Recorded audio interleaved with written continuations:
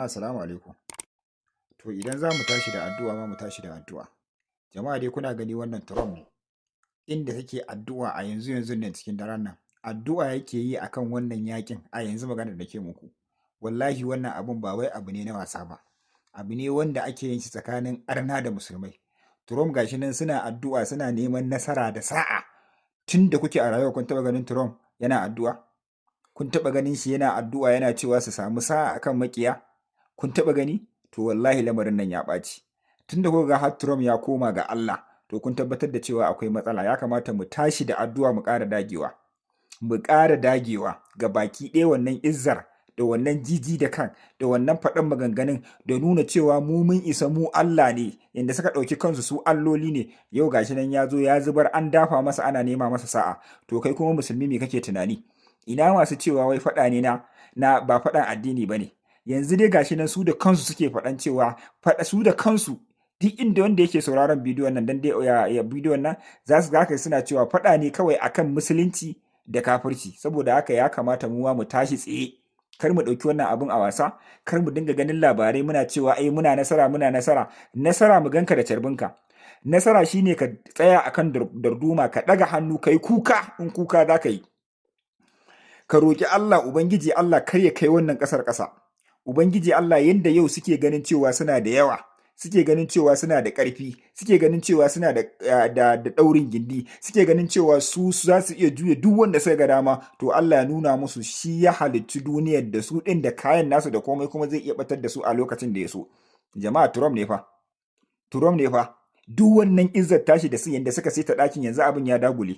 Yanzu ga baki dai in ka je ka duba manya-manyan cocinansu da manya-manyan wajen bautarsu da manya-manyan wajen gidan Epstein ake cewa kowaye ba abin da suke yi da Yahudawan in banda kuka suna addu'a Allah sa karci nasara. Daga farawa ana cikin kwana na 5.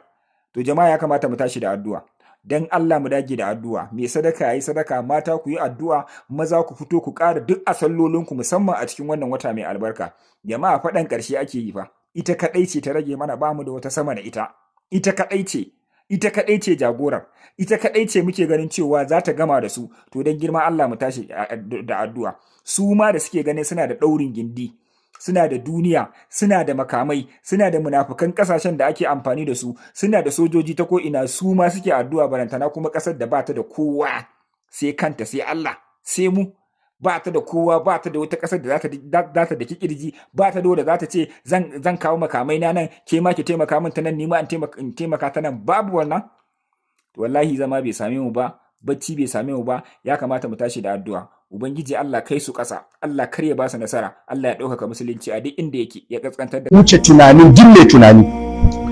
General ɗin soja a America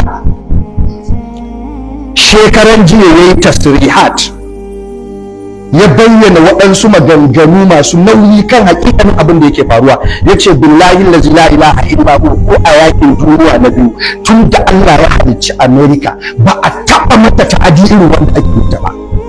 Ya ce lokaci ya yi da ya kamata su fito su gaya wa duniya gaskiya. Ba a san su da ƙarya ba. In su suka yi nasara suna faɗa, in an yi nasara a kansu suna faɗa. An riga an yi nasara a kansu, an musu barna. Yau ba su da wani sansanin tsaro ɗaya da ya rage a Sharqul Ausat. Gaba ɗaya an kai su ƙasa. In ba Allah ba zai yi wannan. Ba su da ko ɗaya ce an kashe musu soja sama da 10,000, amma sun fito suna cewa wai 7 ko 8. Wannan wace irin ƙarya ce? Wani irin cin amana ne da yaudara suke yi ma 'yan ƙasarsu? Waɗannan mutanen ana nuna suna raye, yanzu in ya bayyana sun mutu, yaya iyalansu za su ji a fito a gaya musu gaskiya? General ɗin soja fa, general ɗin soja fa wannan tasrihat din. Yace saboda haka tun da suke a tarihin duniya ba a taɓa musu ta'adi irin wannan ba. Sannan duk duniya ba inda suke da arziki kamar yayi magana kamar a wannan yankin na Sharqul Ausat. Ba inda America ta tara arziki, ta tara abin duniya kamar a wannan yankin. Amma fa ka duba jiya sanarwar da ma'aikatar harkokin wajen su ta fitar, ta zayyana ƙasashe 14 suka ce duk wani ba Amerika ya fice daga cikinsu. daga ciki akwai duwalul khalij gaba daya su fita daga ciki. Bayan duwalul khalij su ne kasashen nan na Saudiya, na su Dubai, na su Bahrain, su Qatar, su Oman, su Jordan, duka su fice daga wannan kasashen. Sannan kuma su fice daga Misira, ita ma ba su aminta da ita ba. Sannan su fice daga Suriya, ba su aminta ba. Su fice daga Iraki, su fice daga yankin Filistin gaba daya, su fice daga Isra'ila gaba daya. Ƙasashe 14 na musulmi na larabawa na wannan yankunan gaba ɗaya suka ce kowa nasu ya fita.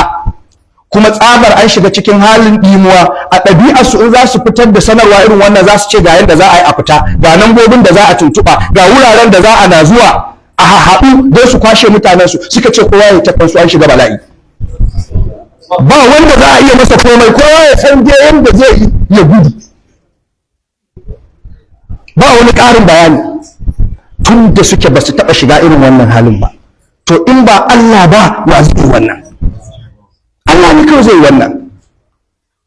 Allah ne kawai zai yi wannan. To saboda haka wannan yake nuna irin wato halin da suka tsinci kansu a ciki. Hukumar leƙen asirin Iran ta kira da matuƙin jirgi na Isra'ila da yake ƙoƙarin, sun samu bayanan sirri suna ƙoƙarin su je su kai hari kan masallacin Al-Aqsa, wato Baitul Maqdis. To suna gaya masa akan cewa suna umartar su maza su janye wannan abin da suke ƙoƙarin yi, domin Iran ba ta da iyaka a wannan gurin. Ma'ana za a ga mummunan sakamako idan aka kuskura aka kai wa Masjid Al-Aqsa hari. Daman wannan ita ce hanyar yakin gaba ɗaya. Daga nan aka fara, daga nan za a kankare.